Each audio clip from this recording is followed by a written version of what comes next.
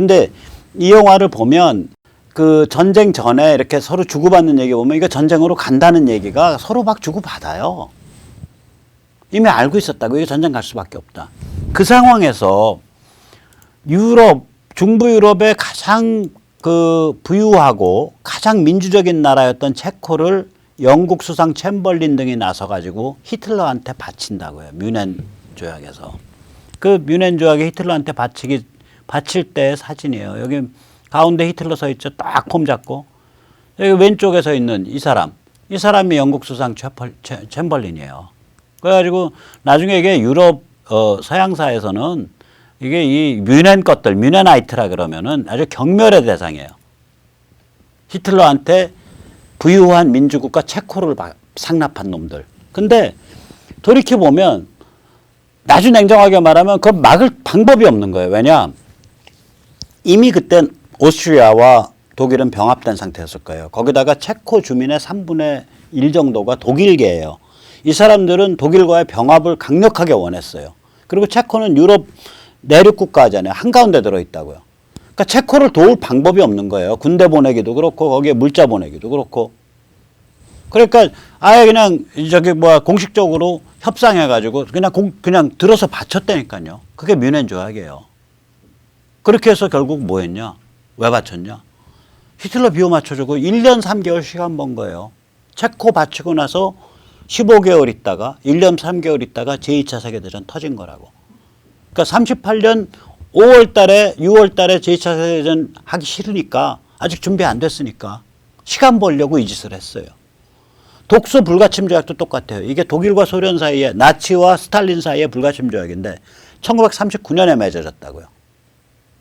그런데 나치가 이 불가침 조약을 깨고 소련을 공격한 건 1941년이에요. 나치가 독소 불가침 조약을 1939년에 맺자마자 바로 영국과 프랑스를 향해서 세계 제2차 세계대전을 쳐벌린 거예요. 그러면 소련이 한 짓은 뭐겠어요? 이거 맺으면서요. 소련이 독일에 있는 공산주의자 명단까지 나치한테 넘겨줬다니까요. 그때 공산주의자들은 전부 코민테른 통해서 소련을 조국으로 하니까 엄청난 보고서 일거수일투족 다 보고할 때예요. 그 명단을 소련한테 넘겨줬어요. 그래서 독일한테. 그래서 히틀러가 공산주의자 잡아 죽일 때 도움을 많이 받았죠. 소련의 도움을. 왜 소련이 그 짓을 했냐고요. 간단해요. 우리가 왜 나치의 그 예봉에 우리가 왜 맞아? 그 첫방 아니에요. 그냥 나치 저 맹렬한 첫방을 왜 우리가 왜 맞냐. 저거 우리랑 결국 싸우게 되지만 저거 영국 보고 먼저 맞으라 그래. 그러니까 자기 예봉을 피하고 예봉을 영국한테 거꾸로 돌려놓은 거라고 저게. 그러니까 이 정도 이런 그 세계사적인 이 큰 동요가 있을 때는요. 지금 이걸 북한을 두고 보시면 큰일 나요. 이거 저기 미중 전쟁이랑 맞물려 있는 거리예요. 이런 큰 동요가 있을 때는요. 시간, 장소, 방식이라는 게 무지하게 중요해지는 거예요. 다른 예를 들어 드릴게요. 1945년 8월까지 계속해서 소련 키워줬잖아요. 미국이. 왜냐? 지상군 넣어가지고 유럽 전선에선 나치랑 싸우는데 한계가 있으니까. 소련이 동부전선에서 나치 계속 싸워라 이거야. 그 대신에 동구권 줄게.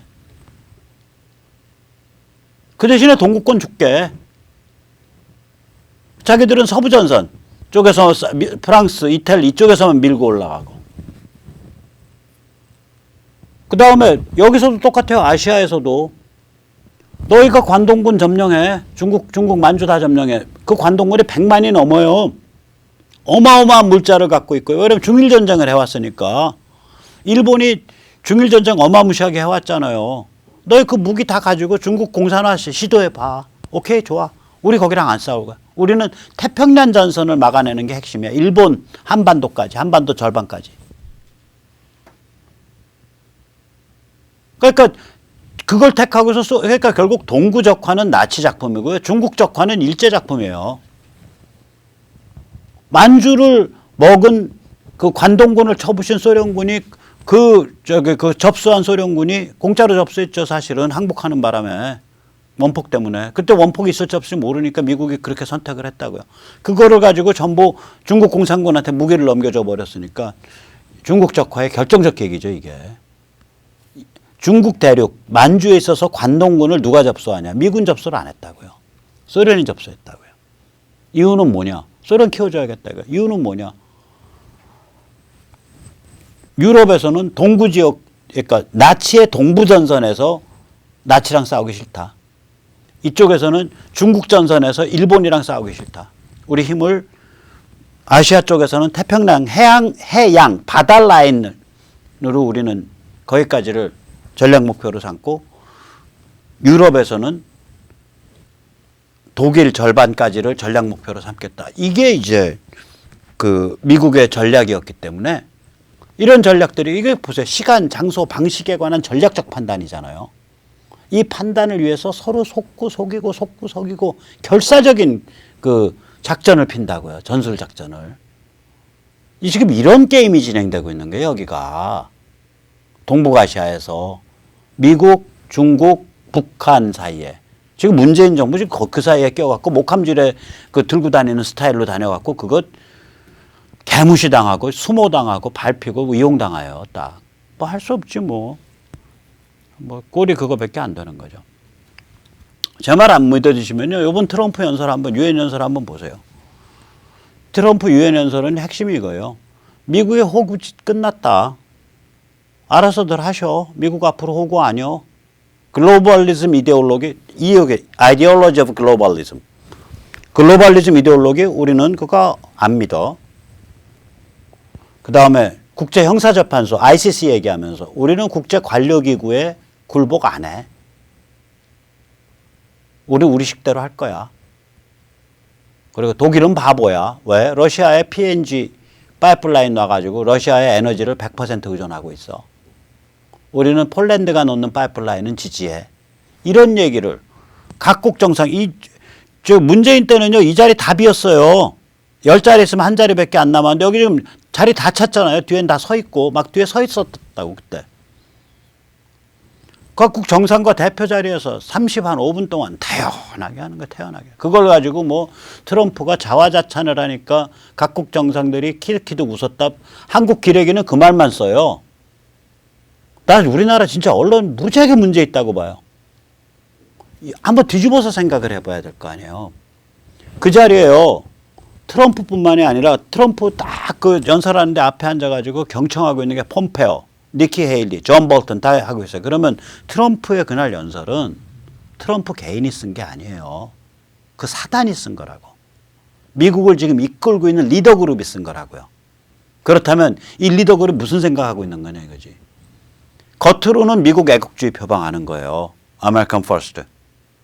그런데 미국 헤게모니를 작동을 하는 새로운 세계 질서 만들겠다라고 선언한 자리였다고, 이 자리가.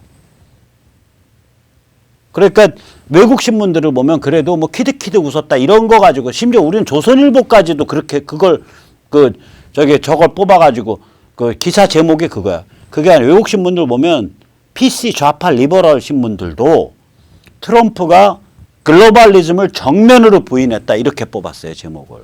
당연히 그렇게 뽑아야죠. PC 글로벌리즘, 기존 글로벌리즘을 완전히 부인한 거예요. 다시 세계 질서 판 다시 짜겠다고 선언한 거라고, 이날. 이거 살벌한 연설이에요, 이거. 그리고 이 연설 과정에서 땡큐 김정은, 그러니까 또 트럼프가 김정은한테 감사의 뜻을 표했다라고 또 그 유엔 연설에서. 국내 기러기들은 그래요. 아니 미국 사람이 땡큐를 한 번 해요? 땡큐 그냥 입에 달고 사는 사람들인데. 그 땡큐 김정은 거기에 그 문장은 땡큐에 있는 게 아니라 비록이라는 말이 있어요. 그러나 비록. 거기 딱 뒤에 뭐라 그러냐? A lot of jobs have to be done. Though, even though. 그러니까 그러나 비록 아직 엄청난 일을 먼저 선행해야 된다. 먼저 해내야 된다. 거기가 방점인데 앞에 땡큐에 방점 찍어서 트럼프가 유엔 총회 연설에서 김정은한테 감사드렸다. 그런 식으로 하면요. 어감 얼마나 중요한지 아세요? 제가 말씀드릴게요. 아까 제가 여기 아까 이 얘기 드렸잖아요. 이게 영어를 어감을 모르고 번역을 하면요. 개판 나는 거예요. 이 영화에서 이 사람이 굉장히 장중하고 천천히 사랑하는 영국 국민 여러분, 저는 오늘 이 자리에서 이러면서 이제 전쟁하게 됐다는 걸 한다고요. 우리의 피와 희생이 필요하다. 우리 같이 힘을 모아서 이겨나가자. 거의 그 눈물 나요. 그 장면이.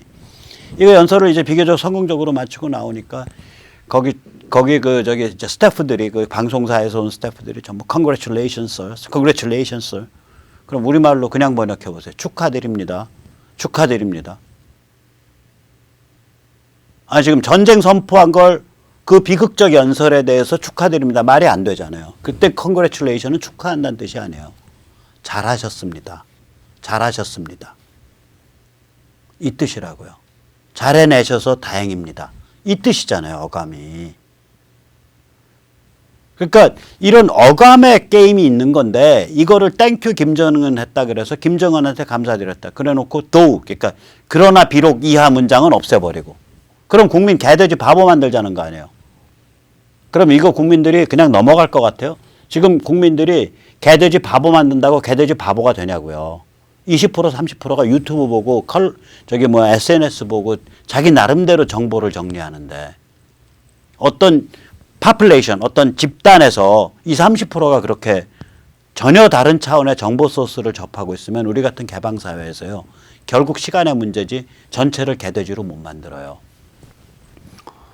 자, 그럼 또 보시죠. 그래서 유엔 총회에서 트럼프 이렇게 막 야 이제 미국이 새 판 짤 거야, 새로운 세계 질서 짤 거야 이 정도 얘기를 하는데 왜 트럼프는 시진핑, 김정은, 문재인 얘기만 나오면 굉장히 얌전하게 해주거든요. 왜 그럴까요? 폭약 다루듯이 다루는 거예요. 고성능 폭약 해체하는 거예요. 뇌관하고 연결 도선 끊고 분해해야 되잖아. 그러니까 조심스러운 거예요. 그걸 가지고 국내 기레기들은 아유 그러면 안 됩니다. 자, 트럼프가 얼마나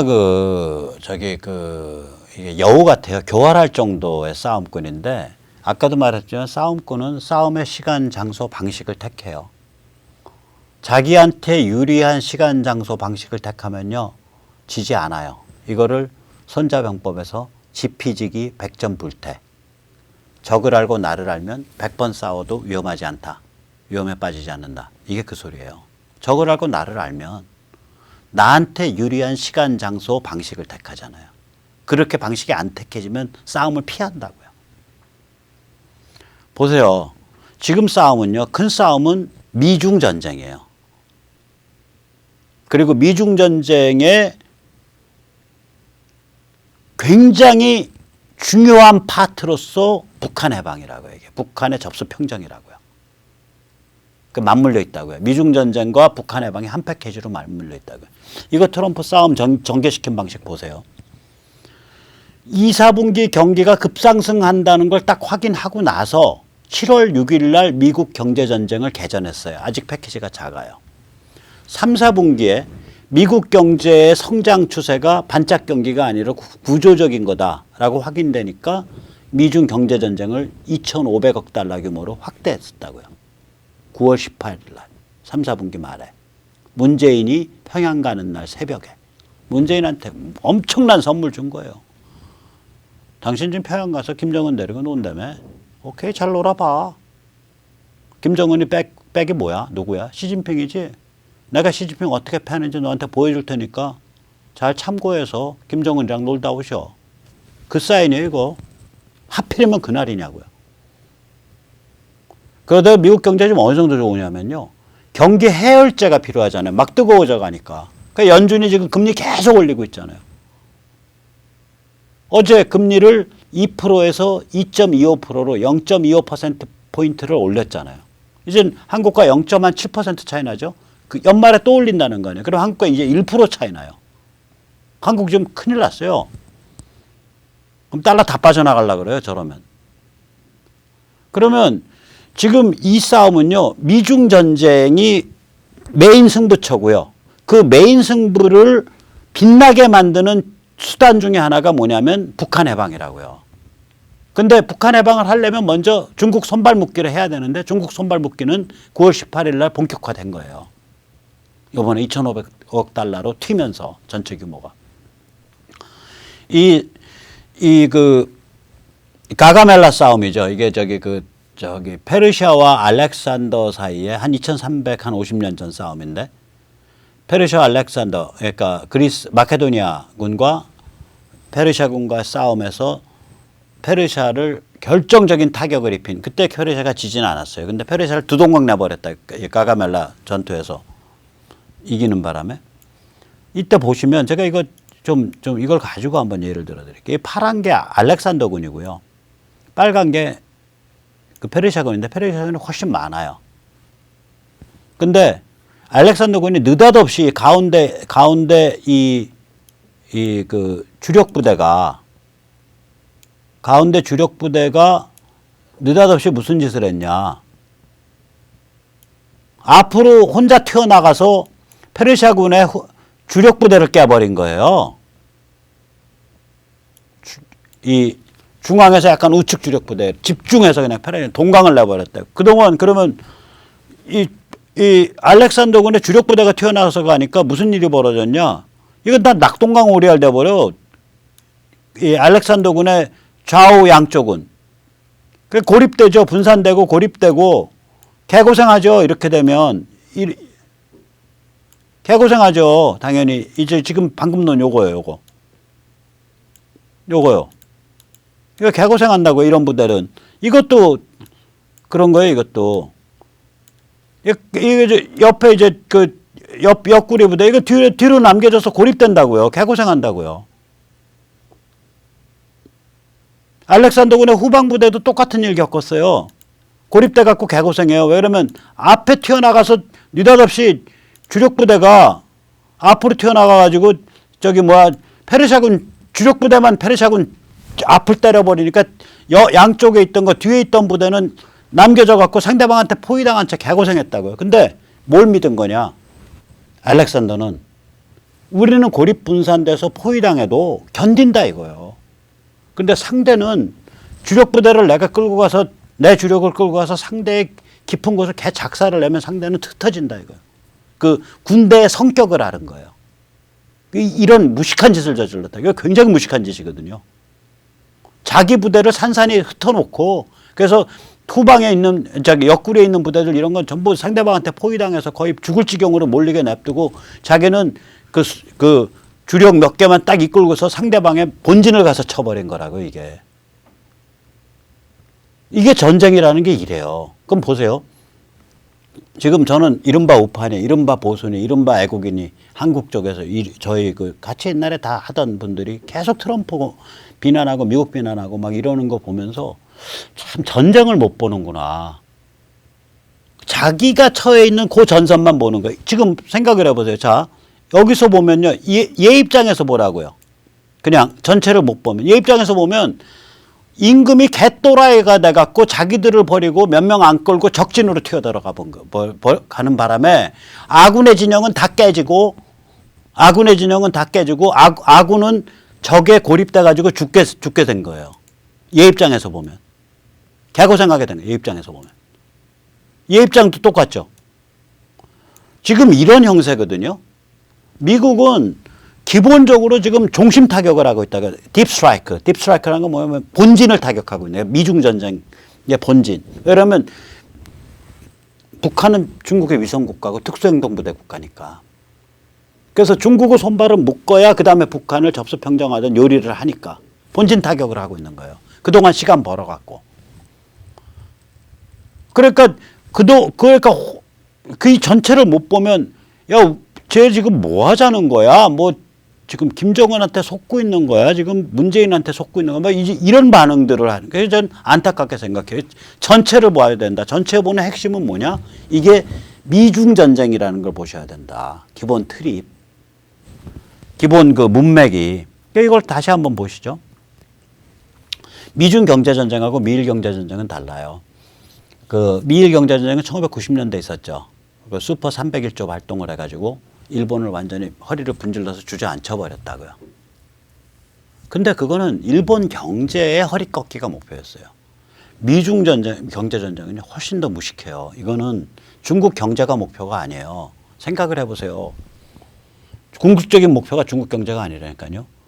자, 미국이 중국으로부터 5천억 달러 정도 물품을 수입하는데 그거 관세 때린다 그러면 미국 안에서 생산될 거는 불과 500억 달러, 1000억 달러도 안 될 거예요.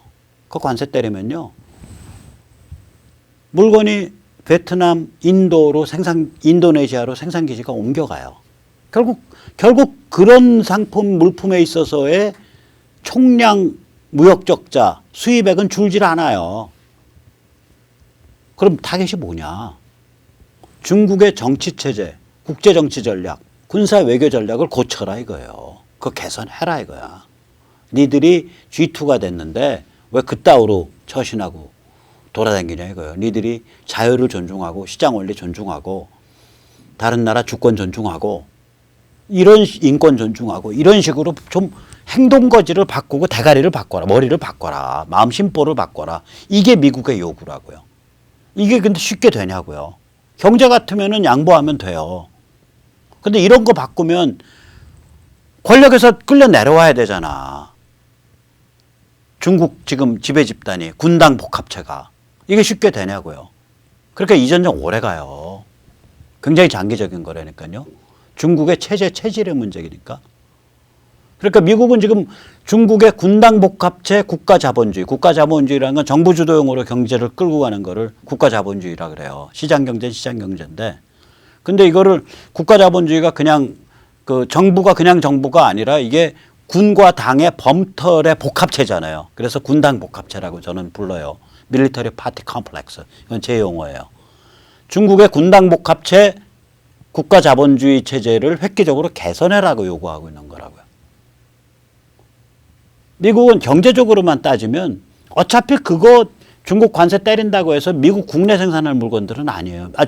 미국이 국내에서 빨래판 만드냐고요. 플라스틱 무슨 그릇 만드냐고요. 근데 중국 보고 왜 너희 그따위로 처신하면 내가 어차피 그 물건 수입할 물건이긴 한데 왜 너희한테 사냐. 이 사인을 보내고 있는 거거든요. 이게 그래서 굉장히 중국 입장에서는 그러니까 단기적으로 대응이 불가능한 지금 주문이 미국으로부터 들어온 거예요. 그 주문은 뭐냐? 중국 사람에 대고 가치를 선택하게 만들고 있다. 가치. 세계관. 자유. 개인. 인권. 시장. 이 가치를 이제 너희가 선택해라 이거예요. 13억, 14억 중국인에게 가치를 강요하고 있는 전쟁이라니까요. 가치관을. 이게 살벌한 전쟁이죠. 그런데 북한은 어떻게 보는 거냐? 미국에서는 중국의 특수무력부대 역할을 하는 위성국가다. 즉, 시진핑의 욕심이 그거 아니에요. 핵으로 무장된 위성국가 하나 충성을 다하는 그런 하나 거느리겠다. 이렇게 해서 북한에다가 핵과 미사일을 도운 거 아니에요. 시진핑은. 그렇게 보는 거죠. 그런데 이거 거꾸로 뒤집어 표현하면 뭐냐면 북한을 만약에 접수평정에서 해방시키는 경우에 미중 전쟁을 위한 심리전 폭탄이 되잖아요. Psychological warfare, BAM이 된다고요.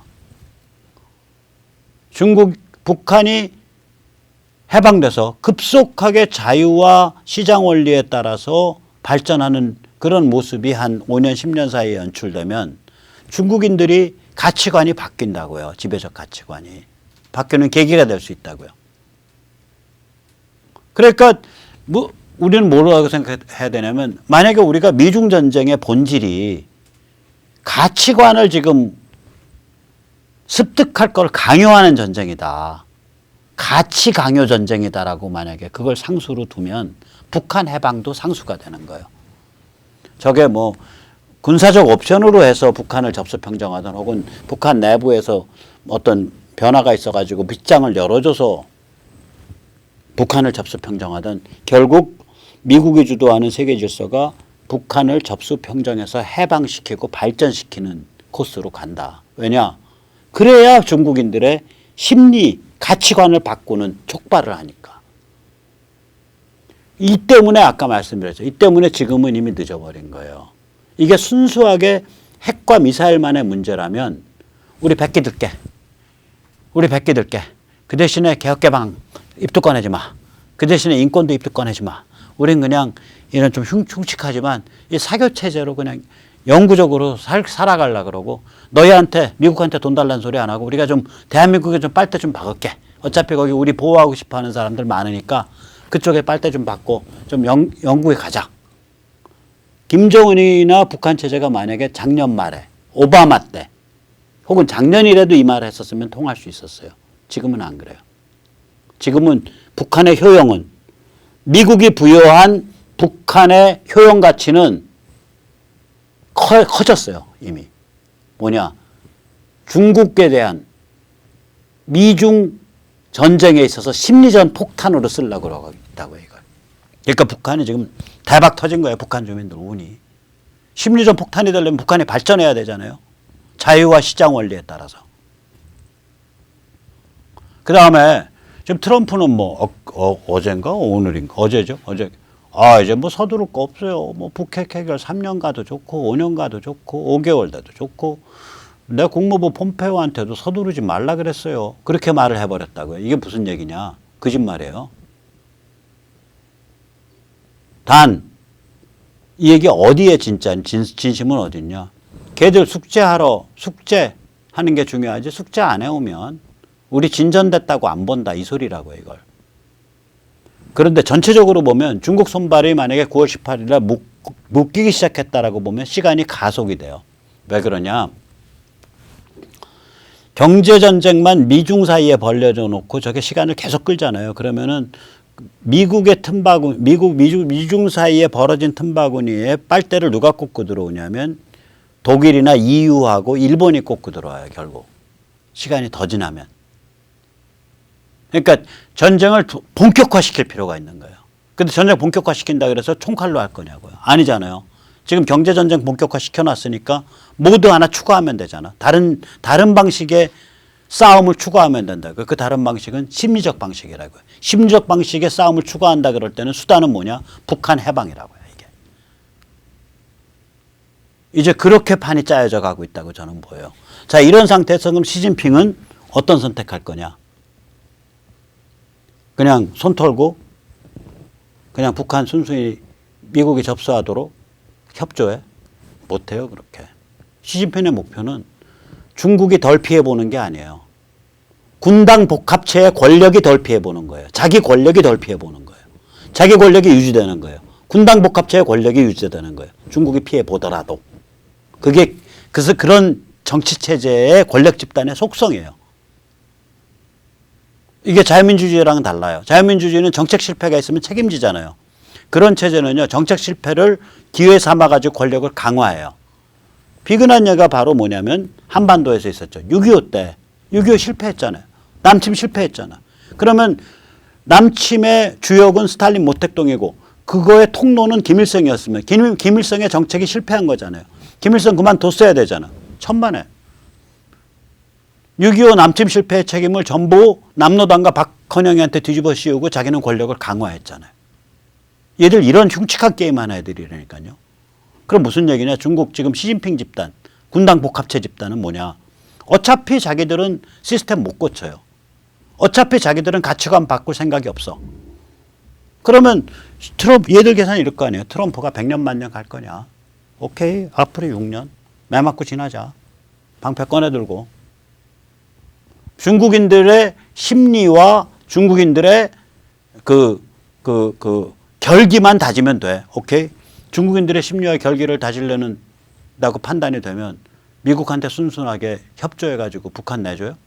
천만에. 오히려 겁이 나니까 북한에 개입은 못하더라도 북한이 미국에 의해서 접수 평정되는 강제 접수 평정 군사 옵션에 의해서 그 사진이 필요하죠. 그 사진이 있으면 그 다음에 중국 국민들한테 떠들겠죠. 미국이 이렇게 흉악한 집단이야. 우리는 좀 잘 살아보려고 그럴 뿐이야. 요번에 중국 발표 그거 아니에요. 중국 발표요. 한국 언론 다 놓친 거예요. 한국 언론 보면 그거 하면서 지금 국제사회에 중국이 울부짖고 나왔던데 국제사회가 오디언스가 아니에요. 그 논리구조 보면.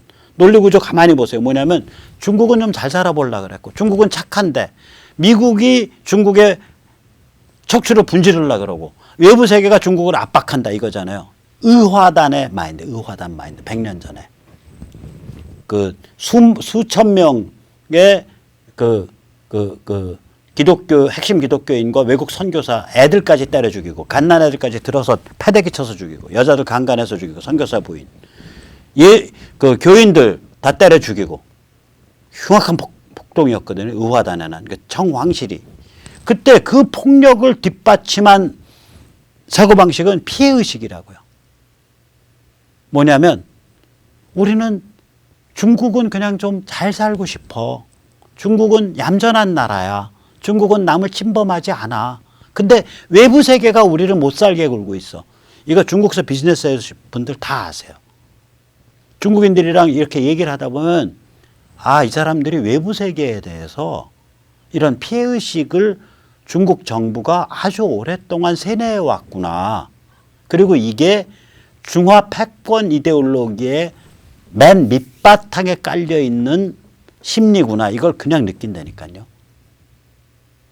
100% 느껴요. 중국에 그런 식으로 국민 통합을 이뤄놨다. 국민 세뇌를 이뤄왔다라는 걸 전제로 하면 지금 중국이 필요한 사진은 시진핑이 김정은 체제 사람들 수갑 채워갖고 오랏줄로 묶어서 트럼프한테 넘겨주는 그 사진이 아니에요. 그러면 걔들 골로 가요. 중국인들의 그 피해의식과 자존심을 만족을 못 시켜요. 지금 필요한 사진은 뭐냐면 시진핑은 격렬하게 미국을 비판을 하는데 미군이 들어가서 북한을 접수하는 사진이 필요한 거예요. 그러니까 중국은 이 일을 평화적으로 진행되도록 하는 것에 별로 이해관계를 안 걸 거라고 생각해요. 그래서 제가 존경하는 우상호 의원님 말을 고스란히 본따서 우리 사랑하는 김정은 위원장님께 말씀드립니다. 결심하십시오. 목숨만은 살려드립니다. 저는 우리 존경하는 우상호 의원께서도 이제 진실을 김정은 위원장한테 좀 말씀하실 때가 됐다고 봅니다.